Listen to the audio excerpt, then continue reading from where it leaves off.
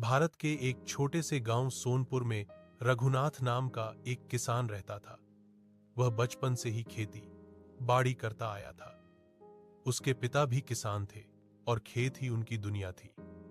रघुनाथ के पास थोड़ी सी जमीन थी, बस 3 बीघे का खेत, लेकिन उसके मन में आसमान जितने बड़े सपने थे।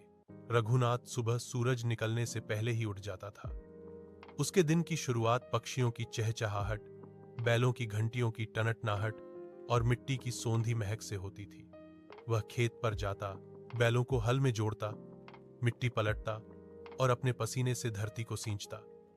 उसके चेहरे पर थकान होती थी, लेकिन आंखों में हमेशा उम्मीद की चमक। गांव के कई लोग शहरों की ओर भाग चुके थे। कोई फैक्ट्री में काम करता, कोई रिक्शा चलाता, कोई मजदूरी करता। पर रघुनाथ का कहना था, धरती हमारी मां है, इसे छोड़कर मैं कहीं नहीं जाऊंगा। जब तक सांस है खेती करता रहूंगा। कठिनाइयां शुरू होती हैं। एक साल बारिश बहुत देर से आई।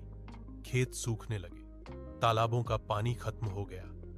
रघुनाथ ने आसमान की ओर देखा और कहा, हे भगवान, थोड़ी बारिश तो भेज दे। यह धरती प्यासी है।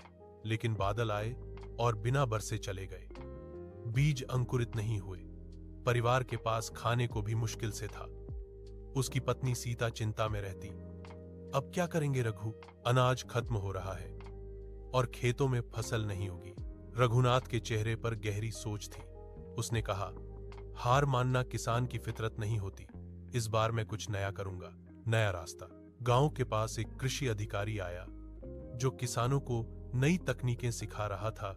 ड्रिप इरिगेशन, जैविक खाद, बीज का सही चुनाव। रघुनाथ ने पूरे मन से उसकी बातें सुनी। उसने तय किया कि अब वह पुराने तरीकों को छोड़कर कुछ नया अपनाए।